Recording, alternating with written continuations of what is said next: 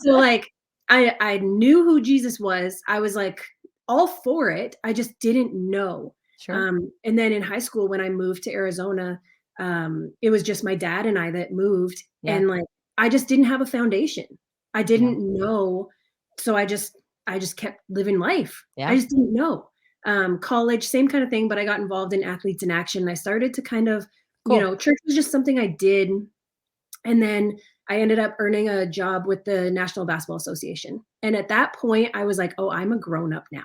And Yeah. I was like early 20s, but I was like, Yep. "I'm paying my own bills. I'm doing the things. I think I should find a church." Yeah. And Wow. that became part of I'm a grown up. Hmm. I'm living in Alabama. I'm on my own now. I need to find a church. It, like, was important to me. Wow. And that's when things kinda started to shift. And it just, for some reason, it just became important to me to grow in my relationship with God. And from there, I just kind of started to grow slowly, right? Like Yeah. I was a I was a really good checklist Christian. Mhm. Really, really good. I checked all the boxes that I could. I'm a to-do list girl, right? Like, Yes. I'm the, like, you did something, but it wasn't on your to-do list, so you write it on there anyway just so you can check it, Yes. right? So good. Oh, and I did that too. Oh, and I Yeah, did that too. and I did that too. So it just makes you feel, like, better about the whole day. Yeah. Oh my So gosh. I'm that. And then things just started to grow. Like, I found myself really desiring to learn more. I found myself in the fitness space after Yeah. playing in college, and Right. my college team was national champions, all the stuff. I found myself in fitness and becoming a personal trainer, did the competitions for a little while, like, Yep. all this stuff. And I really felt God leading me to more ministry. Yeah.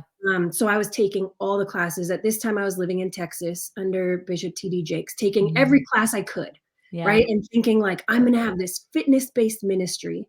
So much so that I moved to Phoenix, Arizona, Yeah. and earned a second degree in all things Bible from Well, Arizona Christian University, and then started doing that. And then things have changed over the last couple years.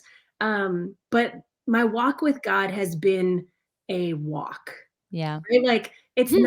it's not a sprint. There's been some sprinting seasons, Sure. right? And then sometimes I feel like it's more like a steeplechase.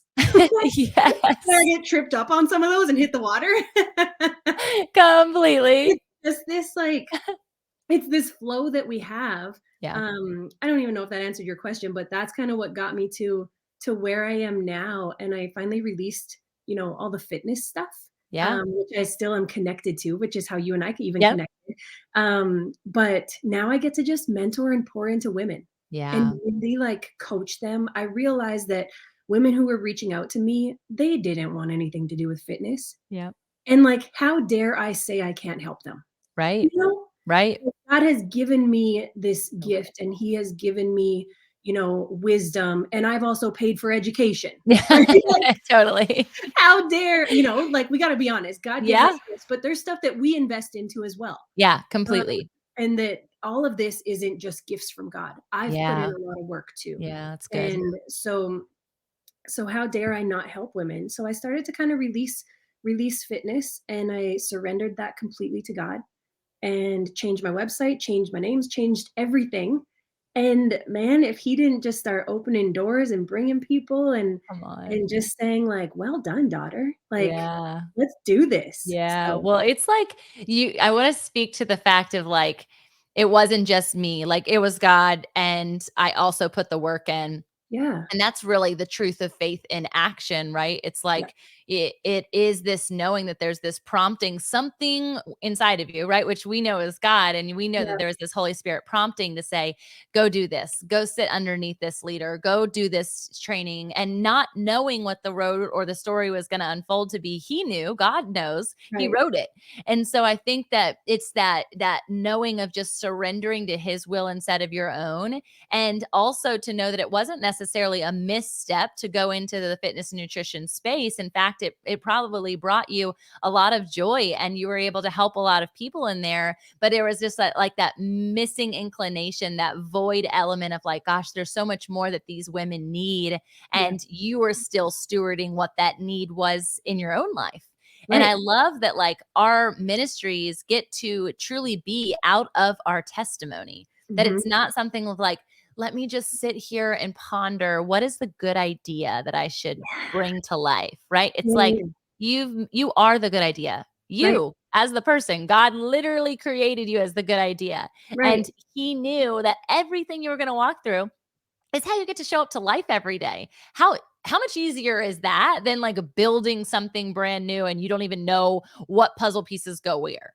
right, And so the right. word that as you were speaking that I wanted to share was this moral obligation. Somebody mentioned Mm, this recently. There's like a moral obligation to show up and teach out of what God has taught you. And yeah. I like was like, "Whoa, that's so good," because it's true. It's a part of how we honor God. It glorifies him when we share our story Mhm. I and think how much it's it so helps. important that we can see in, and I know in the world we talk about hindsight, but, like, God Mhm. doesn't function with hindsight, Come right? on. And, I like, love he this. doesn't waste any of it, right? Mm-mm. And so a lot of times, and I think especially as women, I don't know if men get this as much, but, like, we wonder, like, Yeah. "God, did I not hear you right?" Right? Yeah. Like, God takes a turn in our path, and we're like, "Was I on the wrong path? Did I not hear you right? I was pretty sure that you said this and I was doing it, and now this? Like, was I wrong in hearing you?" And we Right. so quickly go to Yeah. that, not understanding that, like, God knows all the roads, Yeah, and, like, exactly, exactly. and it's not like he can't turn a corner, right? And so it's like, "No, Kayla, you heard me right, and now we're gonna turn." And then at some point, we're probably gonna turn again. But, like, none of that was wasted. You were in my will then, and you're still in my will now. And I just love being able to share that with people that, like, I got rid of those, like, almost debilitating thoughts of, like, "God, was I wrong?" It's Because good. that's like a fear sometimes. "God, Yeah, did it's I an hear enemy you wrong?" And then tactic we're to paralyzed. make you feel, yeah, like Yeah, that what you have done with your time, with your energy, with your talent right. wasn't God honoring, Yeah, especially when you're in a relationship with him. And those things are good. Not yep, they might not be as glamorous, they might not be as in flow. I'll put it that way, not glamorous, but more like you might feel more aligned in this season right, than you ever have, which is such a gift. But I right, always want people to understand that like that, I have a lot of people in the military. It's like, oh, the 10 years that you did in the military because you were trying to get yourself free from the bondage of your childhood and have an income and that too was amazing. God yeah, knew that you were going to do that, right? That you were going to feel called and summoned into that, whether or not you knew the Lord or not. And I think that's why I'm so passionate about people. You said this, and I always say it this way is like, I don't want to live in hindsight 2020. I want to live in the mhm, forethought that God is before me, right, that he's already predestined me for good works. And so yep, if I am attuned to him, then we walk that way. We walk that out. And it sounds exactly. like that's exactly, he's just kind of been like pruning you into what and where you are now. Yeah. I mean, and we get to take it all, right? So when Mhm. we realize that God doesn't waste, the way that I get to coach and mentor women now, I use everything from my athletic background, from being a trainer. That's what got me to where I am in my relationship with God.